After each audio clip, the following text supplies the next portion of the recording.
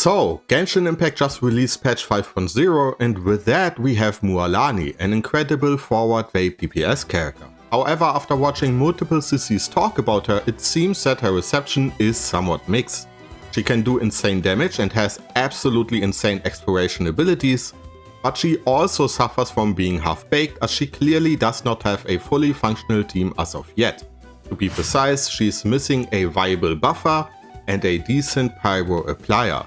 So let us take a look at Mualani, our newest hydro DPS unit in the game. Let us see what her kit is all about, what weapons, artifacts and team compositions she can use, and why there is such a mixed reaction regarding her. Before we get into her talents, let me quickly mention that we now have world level 9 and with that it becomes much easier to farm all the materials you need outside of those you can get in specific domains. Your enemies will be tankier, sure, but I think exchanging that for more drops is generally speaking worth it, especially because Mualani will need entirely new materials you can only get in Natlan. Moving on to her talents and her overall stat Ascension, you will quickly realize that Mualani has an insane base critical rate. She will get about 19% crit rate just from leveling her up, 5% by default for any character in the game, and if you use the new artifact set, she will get an additional 40% on top of that. As such, without any further substats, weapons or alike, she will sit at an insane 65%-ish crit rate. And of course, there's also her signature weapon, which at level 90 will give her almost 100% crit damage. So we are going to look at some insane crit damage and crit rate distributions, but more on weapons later on. Now, starting with her normal attack, they are going to hit like a red noodle. They don't do any damage and you don't even need to level them, which might be a bit confusing considering that she actually uses her normal attack in order to do most of her damage. The ability that is most important for Mualani is her elemental skill. First of all, you summon her amazing surfboard called Sharky. Not only is it a surfboard, but it is also a shark. Quite literally. This little fella will completely change your exploration in Natlan. Whenever Mualani is on her surfboard, you will have this little energy bar next to her which is called Night Soul Blessing. It is active for 6 seconds and depletes naturally. Once you activate it, 6 seconds later her surfing career is over. However, you can save her career via various means. If she is in a home country of Natlan, you will have a small energy bar right above your HP bar called Phlogiston. This will serve as a replacement for her energy bar when it is empty, but it only works in Natlan. Phlogiston can be replenished by either collecting small energy orbs all over Natlan or by positioning yourself next to these small flame circle thingies, no idea what they're called. Also, I want to point out here that this does not work outside of Natlan.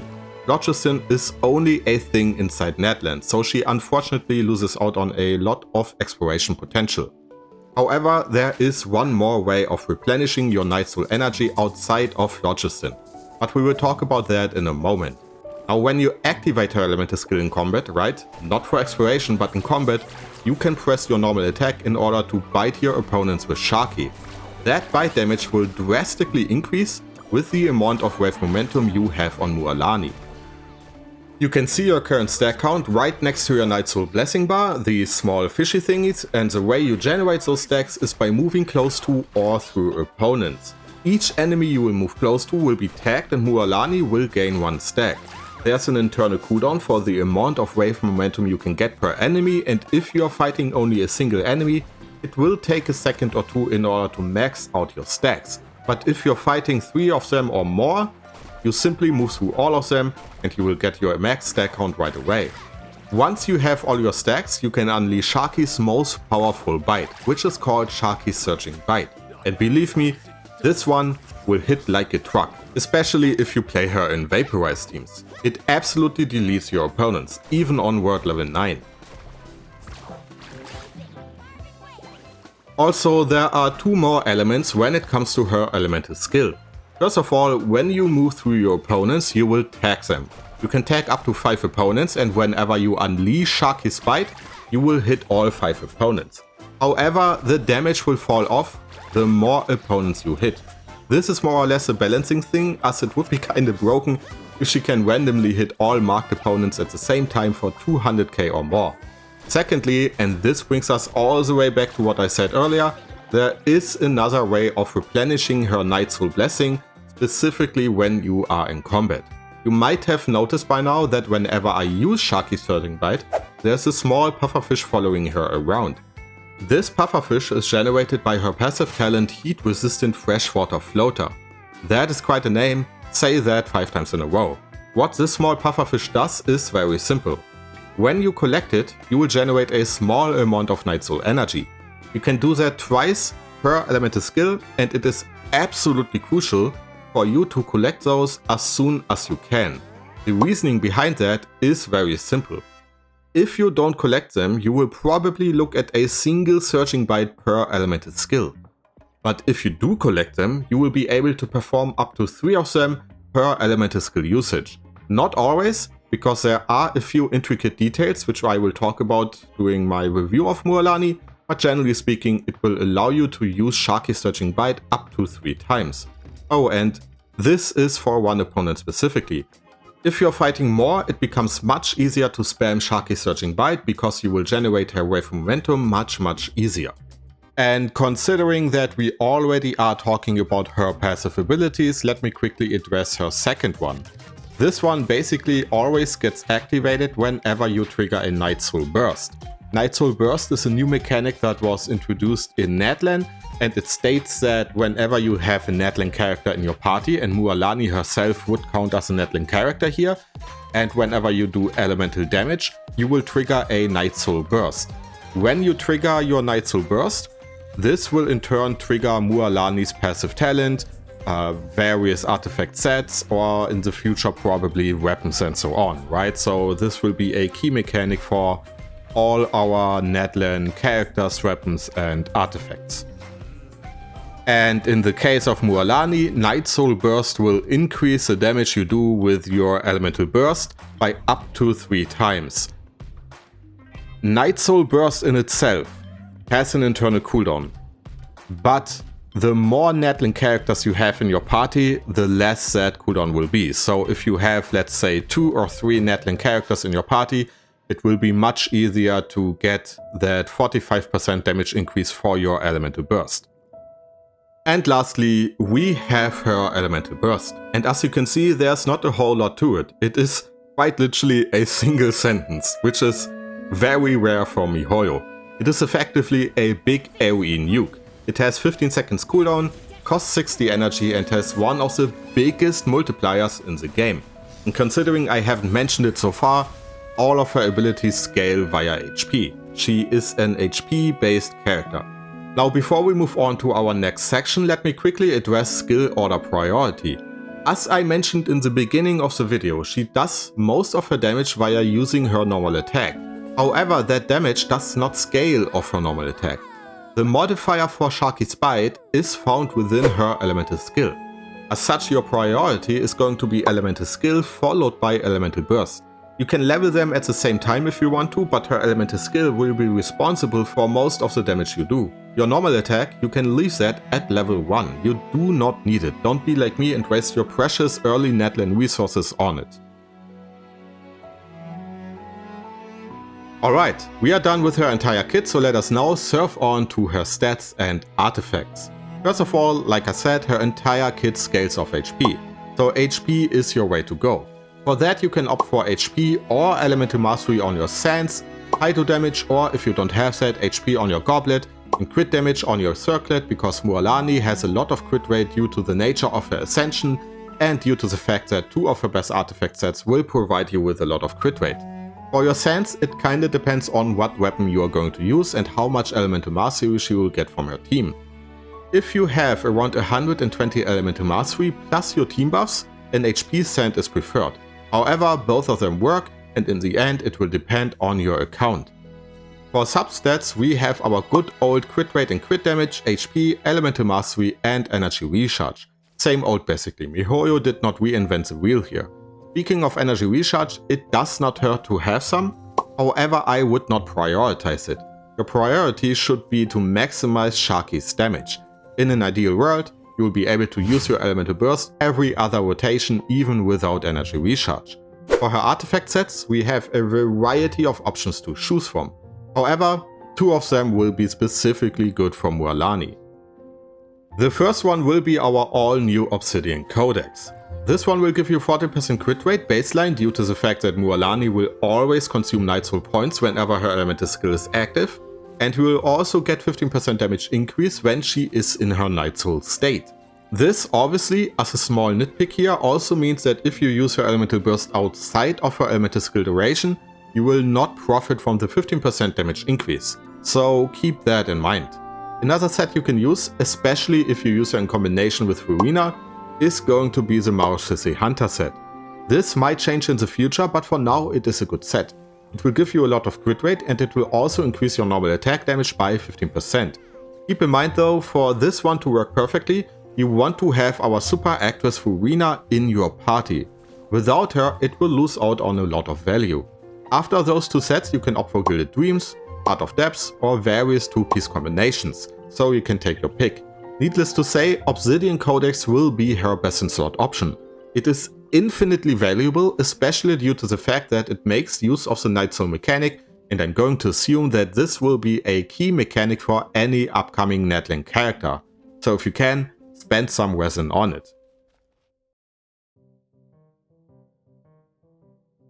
Coming in hot, we have her weapons. Our little beach girl here has a lot of options to choose from, with the best one being her signature weapon, followed by a surprising 1000 floating dreams and Nouvelette's signature weapon, Tome of the Eternal Flow. For that one, do keep in mind that it will give you a charge attack bonus, which is going to be useless on Mualani, but it will also provide you with HP and a massive crit damage increase, not to mention some energy recharge. Finally, there are a lot of other viable 5-star options, but luckily enough, all of them are worse than one of the better free-to-play friendly 4-star weapons from Natlan. Before we move on to our free-to-play friendly weapons, I quickly want to address the Sacrificial Jade, as this one is technically also pay to win. It can be used on her, but you will most certainly overcrit. And the 5 seconds off-field requirement for the passive to work is also a little bit clunky, I guess. Not to mention, one of the craftable weapons from Natlan is actually better than this one, so take your pick, I guess. Moving on to our free-to-play friendly weapons, her best option is the newly released craftable Catalyst Wing of Yakshe. At Refinement 5, this one will provide you with a massive 41% HP increase and 32% increase to your normal attacks if you fully utilize the passive bonus. This one is straight up better than any other catalyst outside of the ones I mentioned before, except for the Widsith maybe. And we all know the Widsith, it can be good, but most of the times it is not due to the nature of its kit. It simply lacks consistency. And due to our web event, you got it for free during the release of Natlan. Just look into your postmaster, it will be there. Level it up and you're good to go. For all the other weapons, I did some calculating based on my own Mualani and a Vape team comprised of Jungling and Farina.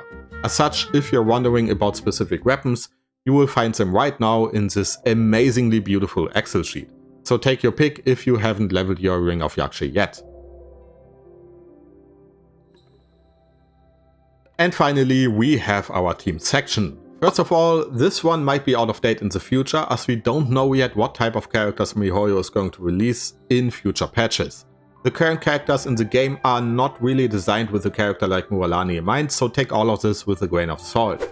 Mualani is all about Vaporize. While she can be played in a few other compositions like Mono Hydro, which by the way is most certainly viable, I tried it out in the Abyss yesterday and it is decently good, she is at her core a Vaporize character. For that we need an off-field pyro applicator, and the reality is that there are only like 4 of them in the game. Jungling is probably the one that most people have access to, and she will be your best in slot option in most situations, especially if you use a double Hydro team. She will be able to vaporize most of Mualani's attacks. After that we have Thoma, whose elemental burst is very good in combination with Mualani's Shark Bite attack. It will apply pyro to your opponents before you use your Shark Bite, and that will effectively allow you to vaporize most of your elemental skill attacks. And after that we have a surprising winner in the form of Dia. Her interruption resistance is extremely valuable for Mualani, and her pyro application is also decently good. So yeah, I'm glad I pulled her.